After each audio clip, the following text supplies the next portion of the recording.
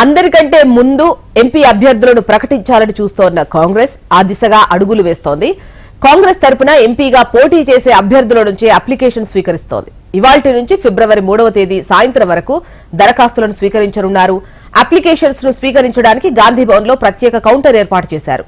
ఒక్కో దరఖాస్తుకు SC, ST, దివ్యాంగులకైతే 25,000 fee, మిగతా అభ్యర్థులకు ఒక్కో దరఖాస్తుకు 50,000 ఫీజు వసూలు చేస్తున్నారు. ఇక ఈ ఫీజు మొత్తాన్ని డీడీ ద్వారా చెల్లించే వెసులుబాటు కల్పించారు.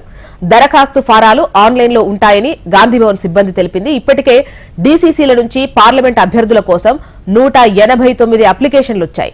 ఇవాల్టి నుంచి వచ్చే నెల 3వ తేదీ సాయంత్రం వరకు అప్లికేషన్స్ స్వీకరించనున్నారు. 2 రోజుల పాటు అభ్యర్థుల అప్లికేషన్లను కమిటీ స్క్రూటినీ చేయనుంది.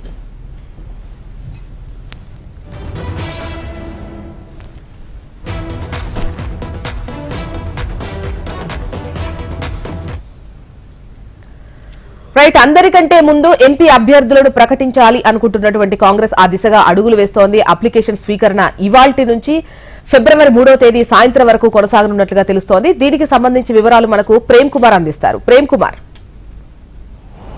జోష్న, ఈ రోజు నుంచి వచ్చే నెల 3వ తేదీ సాయంత్రం వరకు కూడా కాంగ్రెస్ పార్లమెంట్ పోటీ చేసేటువంటి ఆశావాహులంతా కూడా అప్లికేషన్ పెట్టుకోవడం కోసం నిన్న ఏదైతే సాయంత్రం నుంచి ప్రారంభించారో దాంట్లో భాగంగానే ఇప్పటికీ దాదాపు 2 రోజుల పాటు డీసీసీల నుంచి ఆయా పార్లమెంటు నియోజకవర్గాలకు సంబంధించినటువంటి ఆశావాహుల లిస్ట్ పంపాలని చెప్పేసి గాంధీభవన్ వర్గాలు కోరాయి. నిన్న సాయంత్రమే ఆ గాంధీభవన్కు నిన్న జరిగినటువంటి ప్రదేశ్ ఎలక్షన్ కమిటీ సమావేశంలో దాదాపు 189 అప్లికేషన్స్ అన్ని పార్లమెంటు నియోజకవర్గాల నుంచి వచ్చినటువంటి ఆశావాహుల లిస్టు దానిపై కూడా చర్చించారు. ఇక ఆ ఆశావాహుల లిస్ట్ కనుక మనం గమనిస్తే ఆదిలాబాద్ నుంచి 20, పెద్దపల్లి నుంచి 11, కరీంనగర్ నుంచి 2, నిజామాబాద్ 6, మెదక్ జిల్లా నుంచి 2, మెదక్ నుంచి 2, మల్కాజ్గిరి 8, సికింద్రాబాద్ 4, హైదరాబాద్ 10, చేవెళ్ళ 6, మహబూబ్ నగర్ 4, నాగర్ కర్నూలు 17, నల్గొండ 9, భువనగిరి 28,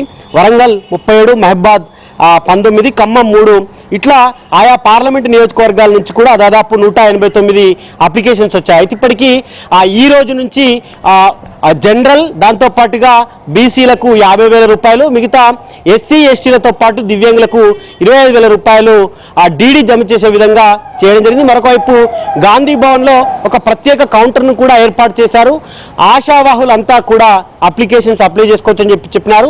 3వ తేదీ సాయంత్రం వరకు చివరి తేదీ. తర్వాత 2 రోజుల పాటు ఏఐసీసీకి సంబంధించినటువంటి కొంతమంది స్క్రీనింగ్ కమిటీ ఏర్పాటు చేశారు. ఆ స్క్రీనింగ్ కమిటీ స్క్రీనింగ్లో ఉన్నటువంటి వారి అభ్యర్థులు అప్లికేషన్స్ పెట్టుకున్న అన్నిటిని కూడా పరిశీలించిన తర్వాత స్క్రీనింగ్ కమిటీ ఒక కమిటీ ఫైనల్ చేస్తుంది. ఆ లిస్టును మళ్ళీ ఎలక్షన్ ఏదైతే తెలంగాణ ప్రదేశ్ ఎలక్షన్ కమిటీ మరొకసారి సమావేశం అయిన తర్వాత ఒక లిస్టును ఏఐసీసీ పెద్దలకు పంపిస్తుంది.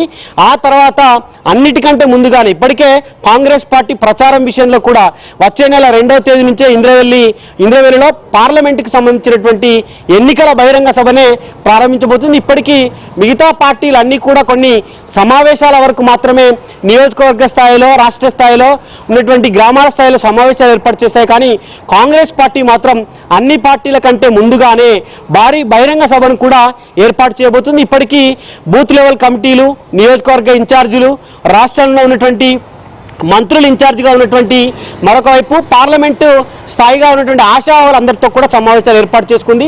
ఇక బహిరంగ సభలతో పార్లమెంటు నియోజకవర్గాల వారిగా ఒక్కొక్క నియోజకవర్గంలో ఒక భారీ బహిరంగ సభ, ఆ తర్వాత ఉమ్మడి జిల్లాల్లో కూడా ఒక భారీ బహిరంగ సభలు ఏర్పాటు చేసుకొని పార్లమెంటుకు ఎన్నికలకైతే సన్నద్ధమవుతుంది.